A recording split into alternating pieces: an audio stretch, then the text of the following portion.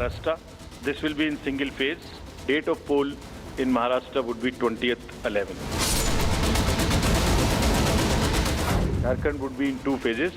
Date of poll would be on 13th November and on 20th November. Date of counting would be 23rd 11, that is Saturday.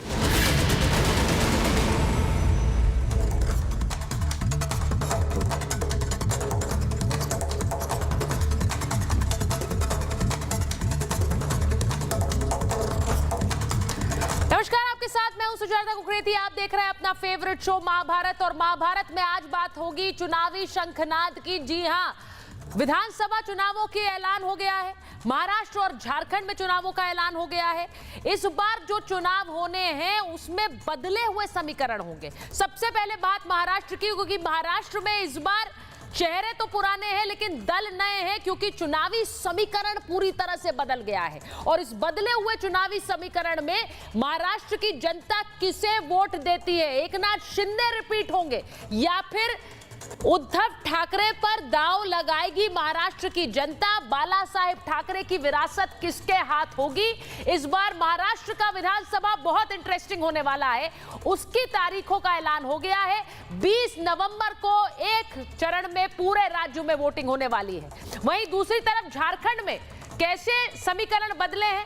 Hemant Soren जो कि भ्रष्टाचार के मामले में jail गए, वापस जेल से आए हैं। चंपई सोरेन जो मुख्यमंत्री बने, क्या वो बीजेपी के पाले में चले जाएंगे? आज बात इसकी भी होगी कि झारखंड में क्या इस बार सत्ता बदलने वाली है। और इसी के साथ साथ सबसे महत्वपूर्ण समीकरण यूपी का। यूपी में क्या बाबा के बुलडोजर वाला दम दिखेगा? क्योंकि वहां उपचुनाव के लिए ऐलान हो चुका है। 9 सीटों पर 13 तारीख को वोटिंग होनी है। ये उपचुनाव उत्तर प्रदेश के, और इनके लिए सारी जोर आजमाइश है। योगी आदित्यनाथ, क्या यूपी के बुलडोजर पर जनता वोट डालेगी? क्या एनकाउंटर का मुद्दा भी गर्माता रहेगा, या फिर जाति जाति का शोर जो अखिलेश यादव की तरफ से आता है उस पर वोट पड़ेंगे? यह भी देखना होगा, क्योंकि तारीखों का तो ऐलान हो गया। अब जनता की वोटिंग की बारी है। किसके साथ जा रही है जनता? यह रिपोर्ट पहले देख लीजिए।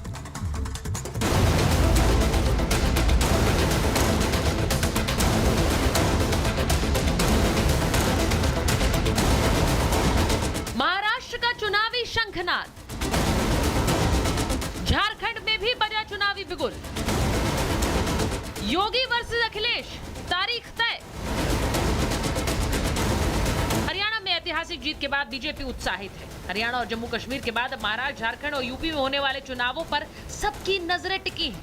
इन सब के बीच विधानसभा चुनाव की तारीखों का ऐलान भी आज हो गया। Date of poll in Maharashtra would be 20th 11. Counting would be on 23rd 11 24. Jharkhand would be in two phases. Date of poll would be 13th November and 20th November, both Wednesdays. And date of counting would be 23rd 11. Milkipur also is under election. So let me say it that way. जहां election petition नहीं है वहां सब में हो रहा है। महाराष्ट्र हो या झारखंड, चुनाव महत्वपूर्ण होंगे, क्योंकि राज्यों में पुराने चेहरे हैं लेकिन दल नए हैं। गठबंधन का गणित पूरी तरह बदल गया है। महाराष्ट्र की राजनीति में पहली बार ऐसा होगा जब दो शिवसेना मैदान में होंगी। एक को बीजेपी का समर्थन है तो वहीं दूसरे की ताकत महाविकास आघाड़ी है। हम चुनाव आयोग से इतनी अपेक्षा करते हैं कि आप इस राज्य का चुनाव हरियाणा जैसा मत करिए। ये चुनाव का इंतजार तो हम भी कर रहे हैं और पूरी तैयारी हमारी महाविकास आघाड़ी की है। हम महाराष्ट्र में जो चुनाव होगा उसमें महाविकास आघाड़ी अच्छे वोटों से सत्ता में आएगी। उधर झारखंड की राजनीति में इतने फेरबदल हुए कि सियासी पारा हाय है। बांग्लादेशी घुसपैठ हो या भ्रष्टाचार का मुद्दा, 1932 आधारित स्थानीय नीति हो, मुद्दे ऐसे हैं जो सिर चढ़कर बोल रहे हैं। तिथि घोषणा होने के उपरांत से ही वर्तमान सरकार की काउंटडाउन शुरू हो गई। वर्तमान सरकार हर मोर्चे पर विफल हो चुकी है। उधर यूपी के उपचुनाव का बिगुल भी बज गया है। योगी वर्सेस अखिलेश यूपी में फिर से होने वाला है। 10 सीटों में से 9 पर उपचुनाव की तारीखों का ऐलान हो गया है। एक मिल्कीपुर छोड़कर बाकी 9 सीटों पर वोटिंग होगी। यूपी में बाबा का बुलडोजर गरजेगा या फिर एनकाउंटर का मुद्दा हावी रहेगा। जाति जाति का शोर भी चुनाव में सुनाई देगा। पेपर लीक और हिंसा पर भी वोट पड़ेंगे। एक संवैधानिक संस्था है राजस्थान लोक सेवा आयोग। उस संवैधानिक संस्था को भंग किया जाना संभव नहीं है, पर इसमें जो आप देखा होगा, दो उस लोक सेवा आयोग के सदस्य बाबूलाल कटारा और रामूराम रायका आज जेल के सीखचों के पीछे हैं। 5 साल में 4 लाख से ज़्यादा सरकारी नौकरियां देंगे और इस वर्ष में 1 लाख से ज़्यादा नौकरियां देंगे। तो इस वर्ष जो 1 लाख नौकरियां देने का वादा था, उसको 1 लाख से भी ज़्यादा नौकरियां देने का काम आज राजस्थान की भारतीय जनता पार्टी की सरकार आदरणीय मुख्यमंत्री भजनलाल शर्मा जी के नेतृत्व में कर रही है और आने वाले दिनों में और भर्तियां निकालकर इसको पूरी तरह करने वाली है। देखना यह है कि महाराष्ट्र, झारखंड और यूपी उपचुनाव में जनता किसको हार पहनाती है और किसको सिंहासन से उठाती है। Bureau report, Republic Bharat.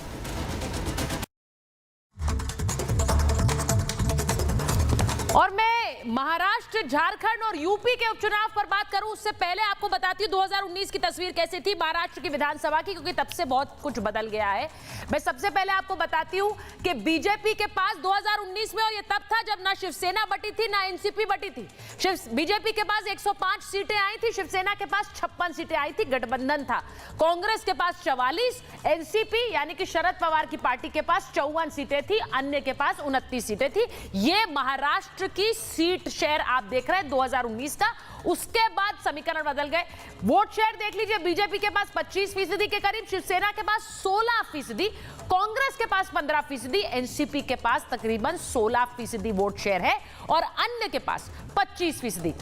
यह महाराष्ट्र की तस्वीर है। उसके बाद पार्टियां टूटी हैं और वो वोट शेयर कैसे डिस्ट्रीब्यूट होगा, इसे लेकर बहुत से रणनीतिकार भी समझ नहीं पा रहे हैं। ऐसे में झारखंड की भी तस्वीर एक बार आपको दिखा देती हूं। 2019 के नतीजे कैसे थे? जेएमएम के पास 30 सीटें गई थी, बीजेपी के पास और कांग्रेस के पास आप सीटें देख रहे हैं, आजसू, आरजेडी। वहां पर कांग्रेस, आरजेडी और जेएमएम ने मिलकर सरकार बनाई थी और उसके बाद हेमंत सोरेन जेल गए, जेल भ्रष्टाचार का मामला चला, वापस आए, चंपई सोरेन भी पाला बदलकर बीजेपी के साथ आ गए। अब क्या होगा इस पर चर्चा करेंगे। मेरे साथ जो मेहमान जुड़ रहे हैं उनका परिचय आपसे करा देती हूं। यूपी की 9 जो सीटें हैं जिन पर उपचुनाव होना है उन पर भी बात करूंगी, लेकिन पहले बता दूं बीजेपी के प्रवक्ता सिद्धार्थ यादव जी हमारे साथ जुड़ रहे हैं, अनंत विजय जी वरिष्ठ पत्रकार हमारे साथ जुड़ रहे हैं, हमारे साथ जुड़ रहे हैं वरुण पुरोहित जी कांग्रेस के नेता हैं, किशोर तिवारी जी शिवसेना उद्धव गुट के नेता हैं, हमारे साथ तनुज खत्री हैं प्रवक्ता हैं जेएमएम के, और तारिक अहमद लारी साहब समाजवादी पार्टी के नेता हैं। सबसे पहले सिद्धार्थ जी मुझे यह बताइए, हरियाणा के बाद कहा जा रहा है कि आपका कॉन्फिडेंस अलग लेवल का है। बीजेपी उम्मीद कर रही है महाराष्ट्र भी आ जाए पाले में, झारखंड भी, और ये उपचुनावों में तो योगी आदित्यनाथ पहले ही कह चुके हैं कि सारी की सारी सीटें हमारी।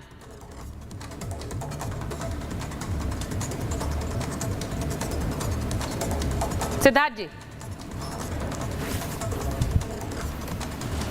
देखिए, निश्चित रूप से सुचरिता जी, क्योंकि हरियाणा की जनता ने जिस प्रकार का मैंडेट भारतीय जनता पार्टी को दिया है, मैं मानता हूं कि वो किसी भी पार्टी के लिए उनके कॉन्फिडेंस को बढ़ाने वाला है।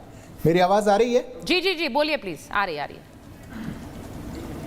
मेरी आवाज थोड़ी सी एको है, अगर उसको ठीक करवा सके तो। जी जी ठीक कराते हैं सिद्धार्थ जी।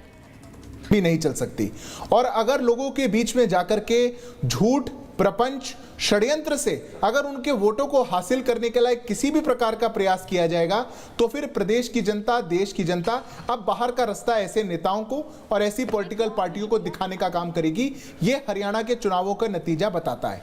अब इस कॉन्फिडेंस के साथ तो हम हमेशा से ही अपने आप को रखते थे, क्योंकि एक अच्छे लोकतंत्र के लिए, एक स्वस्थ लोकतंत्र के लिए हम हमेशा से विश्वास करते रहे कि हम कहीं ना कहीं अपनी इस बात को आगे बढ़ाएं कि देश के अंदर एक अच्छी लोकतांत्रिक व्यवस्था को देश के अंदर हम चला सकें और अच्छी लोकतांत्रिक व्यवस्था को हम आगे लेके जा सकें। आने वाले महाराष्ट्र के चुनाव, झारखंड के चुनाव, आप देखिएगा कि फिर से जो वहां की जनता है वो भारतीय जनता पार्टी की सुशासन की राजनीति को आगे बढ़ाने का काम करेगी और झूठ और प्रपंच की इस विपक्ष की राजनीति को ध्वस्त करने का काम करेगी। ये नवंबर के जब 23 तारीख को जब रिजल्ट्स आएंगे तो यही परिणाम आपके सामने होंगे। आप ये कह रहे हैं कि परिणाम बदले हुए आएंगे, तब से अब तक 2019 से अब तक, मैं एक बार जरा पहले किशोर जी के पास जा रही हूँ। किशोर जी, 2019 से अब तक बहुत कुछ बदल गया, पार्टियां बदल गई हैं, आप जैसे नेता उद्धव ठाकरे के साथ हैं, बहुत से नेता उनका पाला छोड़कर चले गए हैं, महाराष्ट्र में सियासत बदल गई। एकनाथ शिंदे कह रहे हैं हम रियल शिवसेना है। इस बार आपको लग रहा है 2024 में जो विधानसभा चुनाव होंगे वो रियल लिटमस टेस्ट होगा कि बाला साहेब ठाकरे की विरासत किसके साथ है? बहुत अच्छी बात की सुचरिता कि ये बात तो तय हो जाएगी कि असली शिवसेना कौन है। जो लोगों ने पाला बदलकर दूसरी पार्टियां दूसरी ओर चले गए वो ठीक है, या उद्धव ठाकरे के विरासत में जो शिवसेना है वो ठीक है। और सिद्धार्थ तो इलेक्शन का भाषण ही देने लगे थे। आपको मालूम नहीं, महाराष्ट्र में जैसा हरियाणा में हुआ, लोकसभा के चुनाव में 5 सांसद आए थे और विधानसभा के चुनाव में उनके वैसे ही वोट 40% और 39% वोट आए बीजेपी को। महाराष्ट्र में भी कोई ज्यादा बदल होने वाला नहीं है। महाराष्ट्र में 180 सीटें यह महाविकास आघाड़ी की आई थी और करीबन 104-105 सीटें यह महायुति, इतना ही रहेगा। और मुझे लगता है कि लोग विश्वासघात की राजनीति को अलाउ करते हैं या लोग उद्धव ठाकरे की जो 2.5 साल की सरकार थी उस पर विश्वास रखते हैं। लेकिन हमने हरियाणा से बहुत कुछ सीख लिया सुचरिता जी। नेता लोग अपने चमचों को टिकट ना दे और कांग्रेस अपने अहंकार में ना रहे। विपक्ष की जो इंडिया अलायंस की जो अलग पार्टियां हैं उनको साथ लेके चले, ये बात तो हमने तय कर ली है और हमने सीख लिया है। महाराष्ट्र के अंदर इतना क्या, हम सीपीआई, सीपीएम, पीडब्ल्यूपी और समाजवादी पार्टी और आम आदमी पार्टी को भी एकोमोडेट करने जा रहे हैं और एक इंडिया गठबंधन महाविकास आघाड़ी के रूप में मुझे लगता है क्लियर कट स्वीप करेगा। और जितना भी सिद्धार्थ जी आपने आरोप लगाए, जनता तय करेगी कि उद्धव ठाकरे से ही थे या बीजेपी का ये तंत्र, धन शक्ति का तंत्र ठीक था। अभी तो महाराष्ट्र में बीजेपी की किरकिरी बहुत हो रही है। एक तो शिवाजी का पुतला टूट गया और एक महाराष्ट्र में सर, महाराष्ट्र में जो तस्वीर आ रही है अभी ऐसा लग रहा है कोई नहीं जानता है। आनंद जी, मैं आपसे एक बार पूछ रही हूँ, महाराष्ट्र में जिस तरह से पिछले 5 साल में 3 मुख्यमंत्री देख लिए हैं, अब जिस तरह से परिस्थितियां बदली हैं, उनमें देवेंद्र फडणवीस को देखा, फिर उद्धव ठाकरे को देखा, फिर अब एकनाथ शिंदे हैं। अब इस बार जैसा मैंने कहा अभी कि ये एक रियल लिटमस टेस्ट है, क्योंकि वो वोट शेयर कहां जाएगा ये किसी को नहीं पता है। शरद पवार की पार्टी टूट गई, उद्धव ठाकरे की पार्टी टूट गई है और इलेक्शन कमीशन ने सिंबल भी उन्हें दे दिया है। अब ऐसे में इसका फायदा होगा, नुकसान होगा, आपको क्या लग रहा है? ग्राउंड पर गणित क्या बैठा है इस वक्त? आनंद जी। सुचरिता जी, मुझे लगता है कि किशोर जी जो बात कर रहे थे उसमें बहुत दम है और उन्होंने एक बात बहुत महत्वपूर्ण कही। उन्होंने कहा कांग्रेस को अपना अहंकार छोड़ना पड़ेगा। इसका मतलब कांग्रेस ने अभी तक अपना अहंकार छोड़ा नहीं है। तो जब चुनाव की घोषणा हो जाए और उस दिन घटक दल के लोग ये कहें कि कांग्रेस को अहंकार छोड़ना पड़ेगा अपने साथी दल को, तो मुझे लगता है कि संकेत मिल जाते हैं कि गठबंधन में क्या चल रहा है। तो अभी किशोर तिवारी बहुत सधे हुए राजनेता हैं, पुराने स्वयंसेवक हैं, इसलिए इनको पता है कि कहां सच्चाई बोलनी है और कहां किस प्रकार से बोलना है।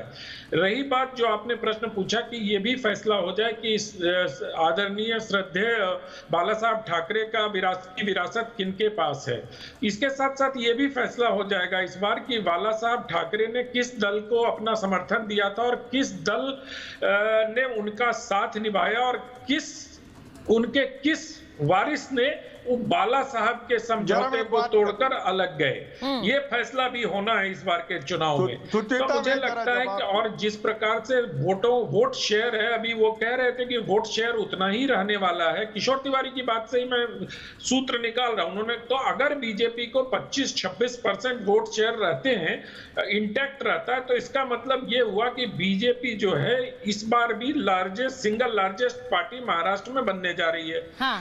तो अभी जिस प्रकार से बीजेपी ने वहां पर मैदान मतलब ग्राउंड में काम किया है, मुझे लगता है कि उद्धव ठाकरे जी के साथ संवेदनाएं अगर होती तो लोकसभा चुनाव में वो दिखाई देता। वो संवेदना की हवा थोड़ी ज्यादा है और संवेदना उस स्तर पर उद्धव ठाकरे जी के साथ नहीं है। उद्धव ठाकरे जी का स्वास्थ्य भी उतना अच्छा नहीं रह रहा है अभी। वो कितना कर पाएंगे इस चुनाव में, मुझे इसमें संदेह है। मैं आ रही हूं एक बार आपके पास किशोर जी, क्योंकि इसमें आज बड़ी एक वाइड स्पेक्ट्रम चर्चा है, क्योंकि 2 राज्यों में तो चुनाव की तारीखों का ऐलान हुआ है, वहीं उपचुनाव यूपी में होने। अब यूपी बड़ा इंटरेस्टिंग है क्योंकि हम रोज यूपी से खबरें आ रही हैं। अभी बहराइच का मामला चल ही रहा है, हम जानते हैं वहां पर किस तरह से घटना घटी। यूपी में वरुण जी अगर आपके पास आऊं, और तारिक अहमद लारी हमारे साथ जुड़े हुए हैं। तारिक साहब, समाजवादी पार्टी ने 6 सीटों पर तो नामों के ऐलान कर दिए, वहां मिल्कीपुर की सीट पर उपचुनाव हो नहीं रहा अभी, तो यानी कि 3 सीटें बची, उनमें से 3 में आप कांग्रेस को कोई सीटें दे रहे हैं या उन पर भी समाजवादी पार्टी ही रहेगी? अभी इस पर कोई फैसला नहीं हुआ। फैसला होगा ये बहुत जल्द पता चल जाएगा कि समाजवादी कितने पे लड़ रही है और वो कितने पे लड़ रहे हैं जो बची हुई सीटें हैं। आप कह रहे हैं कि फैसला नहीं हुआ है, लेकिन ये क्या एक विमर्श है कि योगी आदित्यनाथ के सामने राहुल गांधी को आगे ना करके समाजवादी पार्टी अखिलेश यादव का ही चेहरा रखना चाहती है, क्योंकि वहां पर वो अपने लिए जीत का मार्जिन देखती। देखिए, पहली बात तो ये है कि यूपी में राहुल गांधी फैक्टर तो है नहीं। यूपी में अखिलेश जी हैं तो अखिलेश जी का ही चेहरा लेकर वहां पे लड़ाई की जाएगी। हाँ। अब अगर क्या नाम है कर्नाटक में अखिलेश जी का चेहरा लेकर लड़ाई की जाएगी तो फिर काम नहीं चलेगा ना। वहां तो कांग्रेस है तो कांग्रेस का फैक्टर रहेगा। तो जहां जो पार्टी मजबूत है और जिनको जो अलायंस है उसको ही फैक्टर लेकर चलेंगे, उसके नेतृत्व को ही आगे करके चुनाव लड़ना पड़ेगा, नहीं तो चुनाव कैसे लड़ा जाएगा। नहीं तो आप तो सीधे सीधे खारिज करें, यूपी में तो है ही नहीं राहुल गांधी फैक्टर, तो हम उनका चेहरा आगे कर देंगे तो हमारे लिए तो बहुत मुश्किल हो जाएगी। वो तो सीधे कह रहे हैं भाई। वरुण जी, सुचारिता जी, लोकतंत्र की बात हो रही है, चुनाव का आधार, लोकतंत्र का आधार ही चुनाव है। तो लोकतांत्रिक व्यवस्था अगर मजबूत करनी है, विश्वसनीय बनानी थी, तो चुनाव आयोग को आज ये घोषणा करनी चाहिए थी कि दोनों राज्यों में 25% सीटें बैलेट पेपर से कराएंगे, तो जो अविश्वसनीयता लोगों के दिमाग में आ रही है वो दूर होती। दूसरी बात, बार कांग्रेस फिर आप वही राग लेकर आ गए, क्यों भाई? बैलेट पेपर से आ गए। जनता अगर 5 बैलेट पेपर वाला राग क्यों है? नहीं, जनता विश्वास नहीं करती तो आप क्यों नहीं करो? लोकतंत्र का मतलब यही है। अगर एक आदमी को भी विश्वास नहीं है तो आपको तो वहां पर भी ईवीएम थी कि नहीं थी? मैंने ईवीएम, अभी आपकी सीटें 99 हुई कांग्रेस की, तो ईवीएम थी कि नहीं? हाँ, मैंने ईवीएम की बात नहीं की, विश्वसनीयता की बात की। बार बार लोकतंत्र की दुहाई दे रहे हैं सब। लोकतंत्र में अगर एक आदमी को विश्वास, कौन दुहाई दे रहा है? दुहाई कौन दे रहा है? कांग्रेस पार्टी के नेताओं के अलावा कौन दुहाई दे रहा है? सिद्धार्थ यादव जी ने कहा हम लोकतांत्रिक व्यवस्थाओं की बात करते हैं, उसी की बात कह रहा हूं। अगर लोगों को विश्वास नहीं, अगर विपक्षी पार्टी को किसी को विश्वास नहीं है और आप अगर उसको 25% बैलेट पेपर से करा देते तो लोगों में वो विश्वास भी, जो अंधेरा है वो दूर हो जाता। नहीं, लोगों में है क्या ये अंधेरा? मेरा सवाल भाई, कांग्रेस के अगर विधायक कह रहे हैं, कांग्रेस कह रही है, सबसे बड़ी पार्टी कह रही है देश की। आज तो आपके नेता ने वो पेजर वाली बात भी कह दी है, राशिद अल्वी साहब ने, वो भी चल रही है वायरल के भाई लोकतंत्र है। सुचारिता जी, अगर डिबेट में 8 आदमी बैठे तो 8 को अपने अपने विचार रखने का हक है। आप देश के अंदर अगर कोई सबसे बड़ी पार्टी कोई चीज पे प्रश्न चिन्ह उठा रही है तो चुनाव आयोग को आज 25% बैलेट पेपर से करा देते, 20% करा देते, तो क्या दिक्कत आ रही थी? ये हट धर्मिता लोकतंत्र में चुनाव आयोग को शोभा नहीं दी थी। पहले तो बात बताइए, चुनाव में सबसे बड़ी पार्टी कौन सी है जो सवाल उठा रही है? कांग्रेस के बगैर देश में है। आप अपने आप को सबसे बड़ी पार्टी मान के बैठे हुए हैं। हम सबसे बड़ी पार्टी हैं और हम सवाल उठा रहे हैं। के पास भी कांग्रेस। सिद्धार्थ जी से जवाब लेती हूँ। आपने जिस तरह सवाल उठाया, मुझे हैरानी है। आज जब तारीखों का ऐलान नहीं हुआ था सिद्धार्थ जी, उससे पहले भी ये कांग्रेस की तरफ से सवाल आया कि भाई ईवीएम में अगर घपला ना हो तो हम चुनाव हमारी सरकार बनेगी। तो ये वाला जो सवाल है ये आज चुनाव की तारीखों के ऐलान से पहले ही आ गया। देखिए सुचरिता जी, मैं दो बात आपके शो पे दिखाना चाहता हूँ। मैंने तो कहा नहीं, इनके दो घटक दलों ने क्या क्या कहा। पहले घटक दल ने, महाराष्ट्र के घटक दल ने कहा कि कांग्रेस पार्टी को अपना अहंकार छोड़ देना चाहिए, मतलब कांग्रेस पार्टी अहंकारी है। यूपी के घटक दल समाजवादी पार्टी कह रही है कि राहुल गांधी तो कोई फैक्टर ही नहीं है। और उसके बाद जब ये लोग मानते हैं, आपस में इनका इंडी गठबंधन मानता है, एक दूसरे को ये गाली गलौज करते हैं, उसके बाद कहते हैं चुनाव इसलिए हारे क्योंकि ईवीएम का ऐसे ऐसे था। मैं पूछता हूं सुचरिता जी, और एक बहुत गंभीर बात आज आपके शो पे पूछता हूं, एक बहुत गंभीर बात आपके शो पे पूछता हूं। आप मुझे ये बताइए, आज से पहले 122 बार जो कारण बताए गए थे कि हमको ये शंका है, वो शंकाएं कहां चली गई? ये नई शंका कहां से आ जाती है? हर चुनाव से पहले ये शंका जम्मू कश्मीर में नहीं आई, ये शंका हरियाणा में आ गई। ये जिस हरियाणा के अंदर पूरी कांग्रेस पार्टी आपस में लगी हुई थी एक दूसरे को हराने में, समाजवादी पार्टी को अपने घर में बुलाया और फिर बेइज्जत करके बाहर भेज दिया, एक भी सीट नहीं दी। आम आदमी पार्टी को बुलाया और फिर भेज दिया, वहां पर हार का ठीकरा ईवीएम पर फोड़ना चाहते हैं। ये लोकतंत्र के लिए स्वस्थ नहीं है। और वरुण जी, कहना बहुत आसान है कि अगर एक भी आदमी को लगेगा कि अगर हमको शंका है तो हमारे हिसाब से चुनाव करवाओ, कल को तो आप कहने लग जाएंगे हमें तो चुनाव होने में ही शंका है, राहुल गांधी को वैसे ही डिक्लेयर कर दो। ऐसे देश नहीं चलता है। देश की जनता इस व्यवस्था में विश्वास रखती है। अगर आपकी शंका है तो आपके शंका का सम्मान होगा, पर शंकाएं बदल कैसे जाती है, मैं तो ये पूछना चाहता हूँ। ये नई नई शंका कहां से आती है? सुचरिता जी, ये भी तो पूछिए। देखिए, एक चीज बड़ी क्लियर है, एक चीज बड़ी क्लियर है कि अगर 37 सीटें अखिलेश जी की आई इस बार के चुनावों में, तो वो ईवीएम से ही आई है। भाई लारी जी बैठे हुए हैं यहाँ पर, मान लीजिए आप नहीं आई। अगर वहां 99 सीटें कांग्रेस की आई वरुण जी, तो वहां पर भी ईवीएम था। आप या तो खारिज कर दिया करिए, या तो आप कहिए ये हमारे नतीजे है ही नहीं, या फिर बार बार सवाल उठाना बंद करिए। भाई ये तो बहुत, ये जिस तरह से बार बार सवाल उठाते, उससे ऐसा लगता है कि the joke is on you. आप लोग चुनाव में भी आ जाते हैं, आप चुनाव जब जीत जाते हैं तो अपना भी ले लेते हैं, और जब हार जाते हैं तो फिर ईवीएम पे सवाल भी उठा देते हैं। मैं एक 10 सेकंड बोल दूं? हाँ बोलिए 10 सेकंड बोलिए। है ना कि कोई सवाल ही नहीं उठाए, ये मानसिकता लोकतंत्र के लिए घातक है, राजनीतिक व्यवस्था। ये कोई नहीं कह रहा सवाल मत उठाइए, लेकिन सवाल उठाइए, रोज उठाइए वरुण जी। सवाल कैसे बदल जाएगा?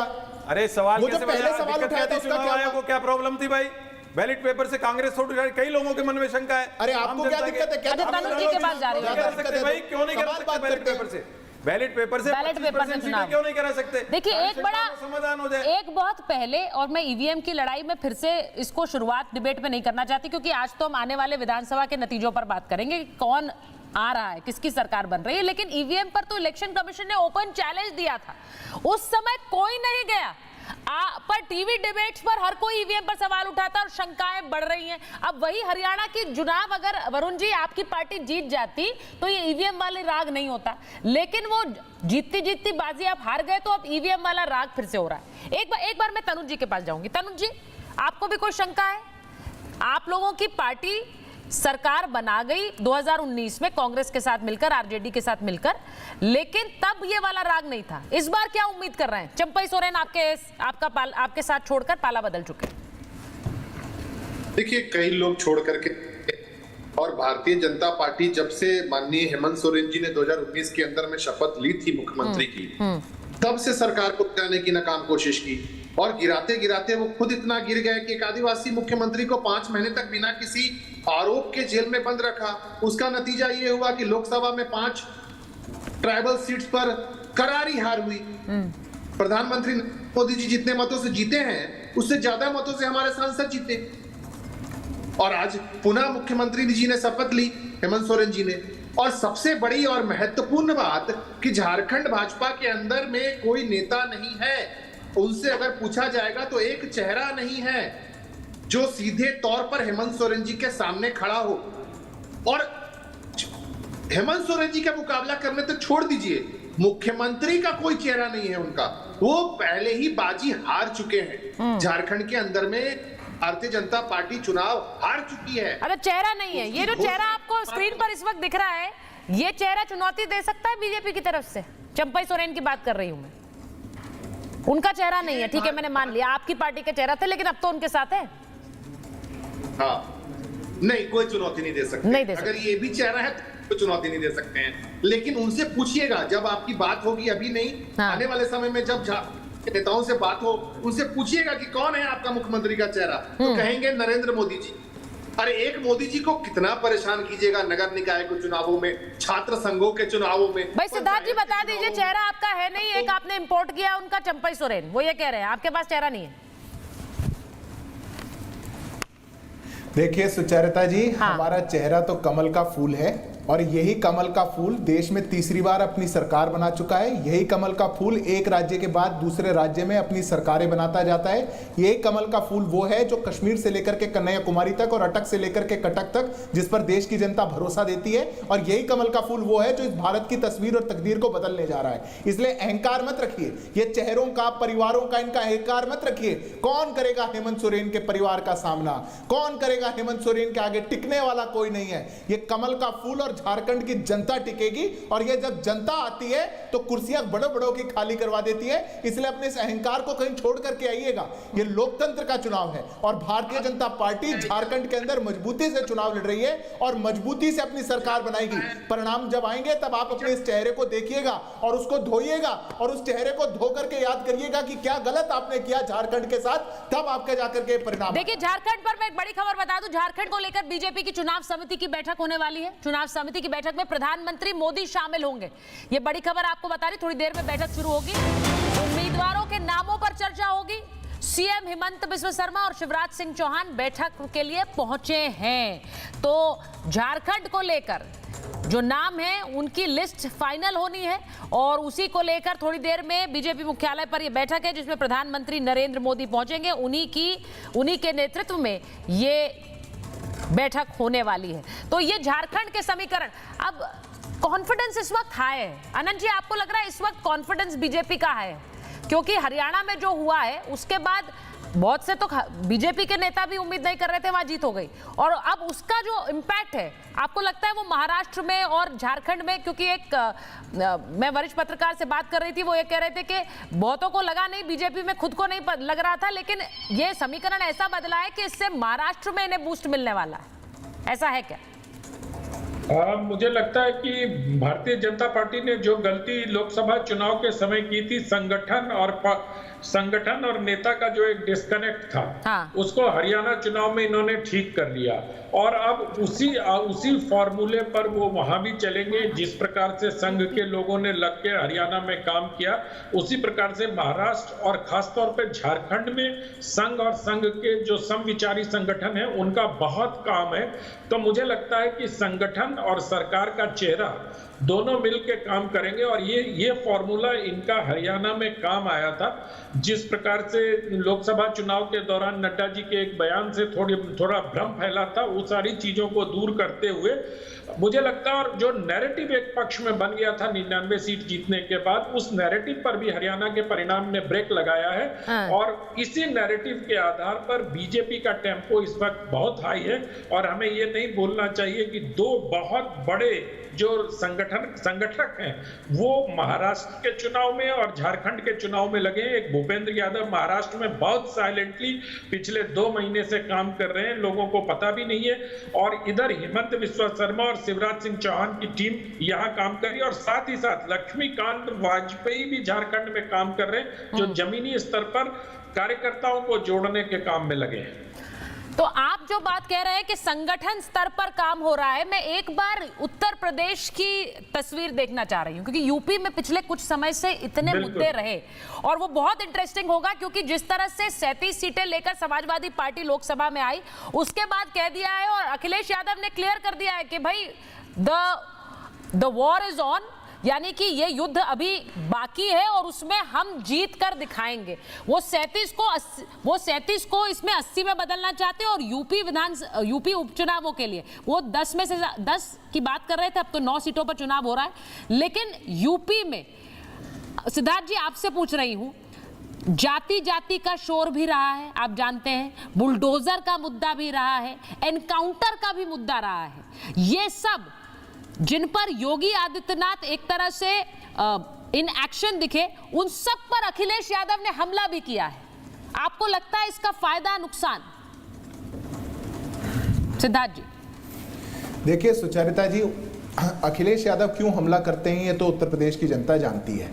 वो हमला भी बड़ा सेलेक्टिव करते हैं क्योंकि जिनकी पूरी आधारशिला ही एक समाज को जाति में बांटने की हो, वो अपराधियों में भी जाति देखते हैं, वो एक्शन में भी जाति देखते हैं, हर चीज में देखते हैं। अगर वो सब चीजों पर बोलते होते तो बात अलग थी, तो कोई प्रिंसिपल और फंडामेंटल की बात की जा सकती थी। पर चूंकि उनका आधार ही कुछ और है, तो ये तो प्रदेश की जनता समझती है। मैं मानता हूं कि जिस प्रकार से सुशासन की यात्रा उत्तर प्रदेश ने देखी है, लॉ एंड ऑर्डर को लेकर के एक प्रतिज्ञा देखी है प्रदेश की सरकार की, और जिस प्रकार से बदलती हुई तस्वीर देखी है, उसका उपचुनाव में जनता अपना मत के साथ समर्थन करेगी और भारतीय जनता पार्टी सभी उपचुनाव की सीटों पर बहुत भारी मतों से जीत करके आएगी।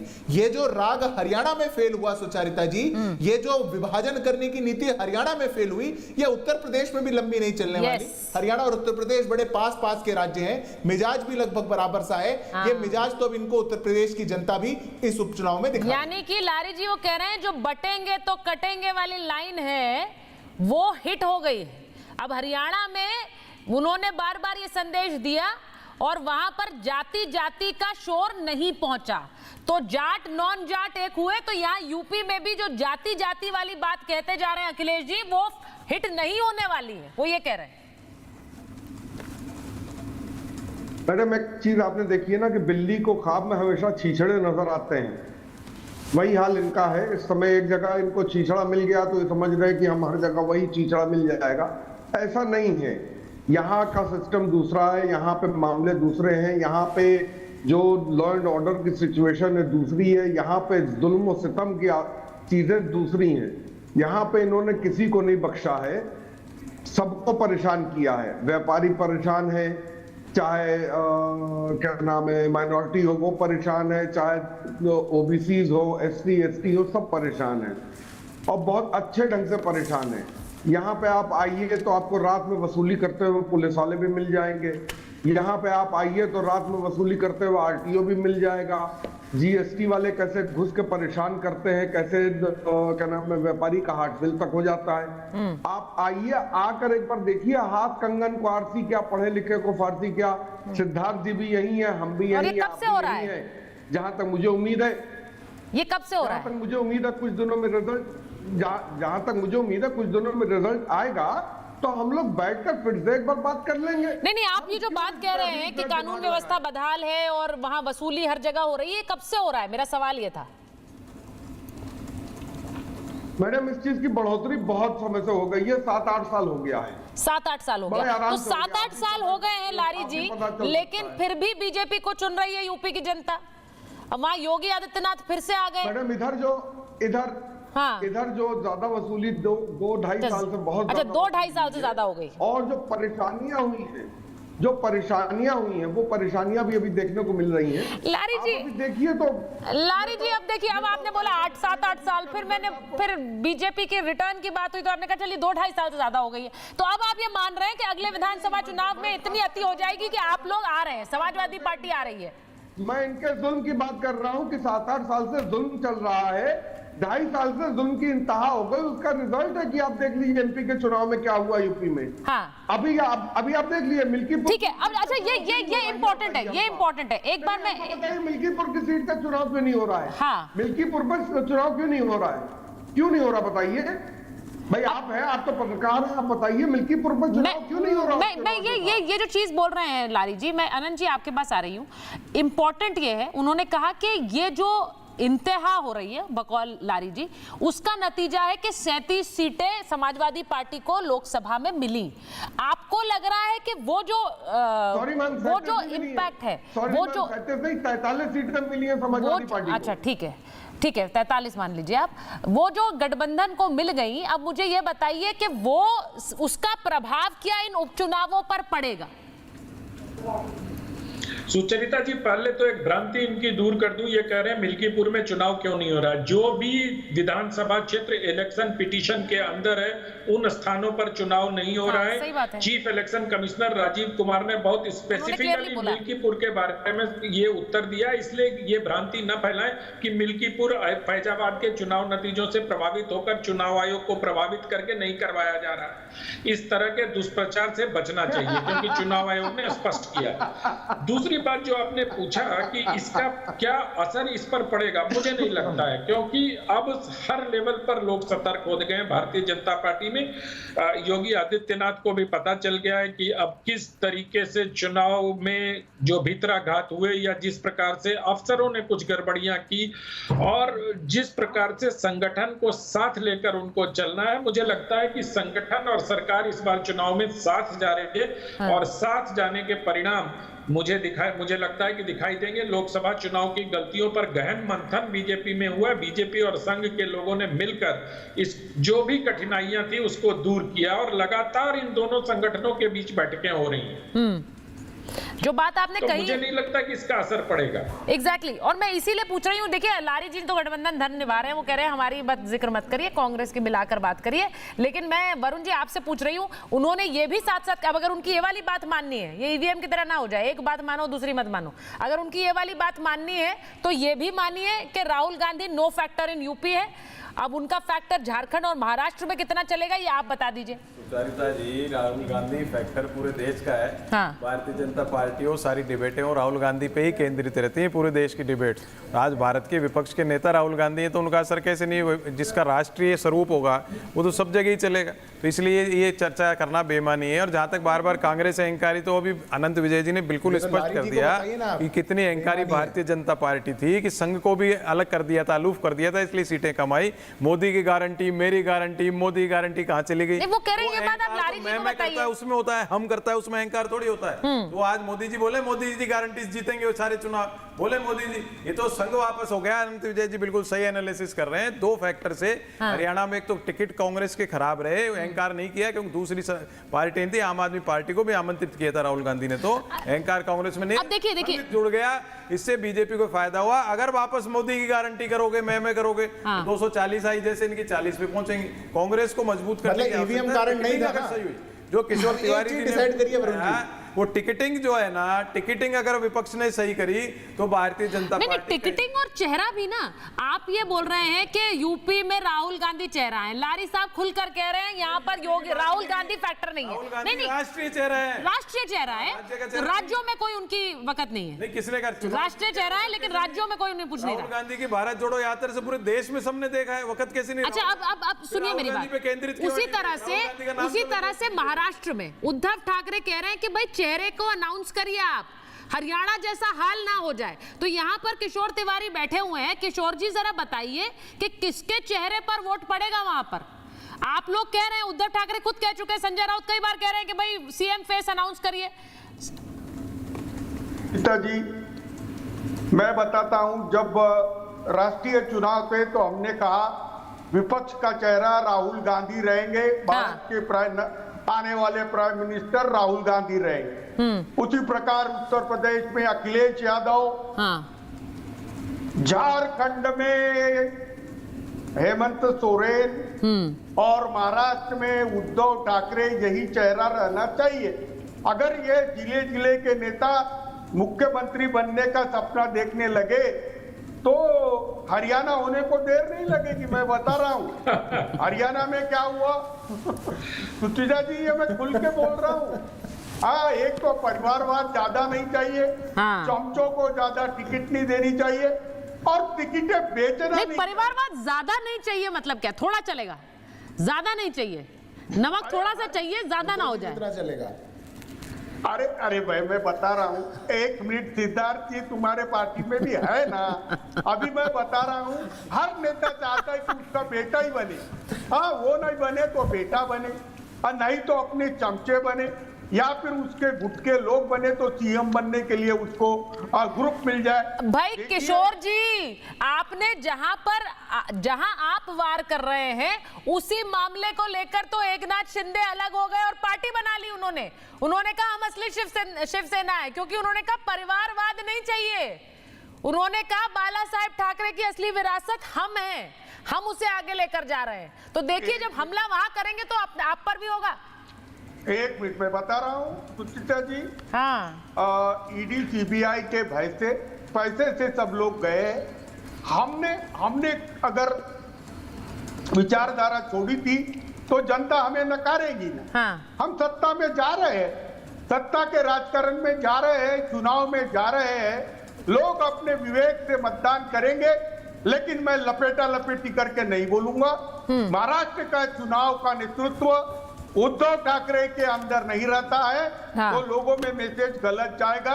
वैसे ही चलिए, ये बात आपको अपनी सहयोगी को समझानी पड़ेगी, ये बात आपको कांग्रेस पार्टी को समझानी पड़ेगी, क्योंकि वो वहां से नाम डिक्लेयर नहीं कर रहे हैं। सीधी बात ये है कि अभी यहाँ पर थोड़ी देर पहले तनुज जी कह रहे थे कि झारखंड में चेहरा दीजिए, महाराष्ट्र में तो चेहरा है, कई चेहरे हैं, लेकिन तब भी सहमति नहीं बन पा रही है। तो ये डिसाइड करिए आप लोग, आप कांग्रेस पार्टी को समझाइए, क्योंकि चुनाव का बिगुल तो बच गया है, वोटिंग होनी है कुछ दिनों में, और वो वोटिंग तय करेगी कि वाकई में महाराष्ट्र की विरासत किसके हाथों में होगी। बहुत बहुत धन्यवाद आप सबका।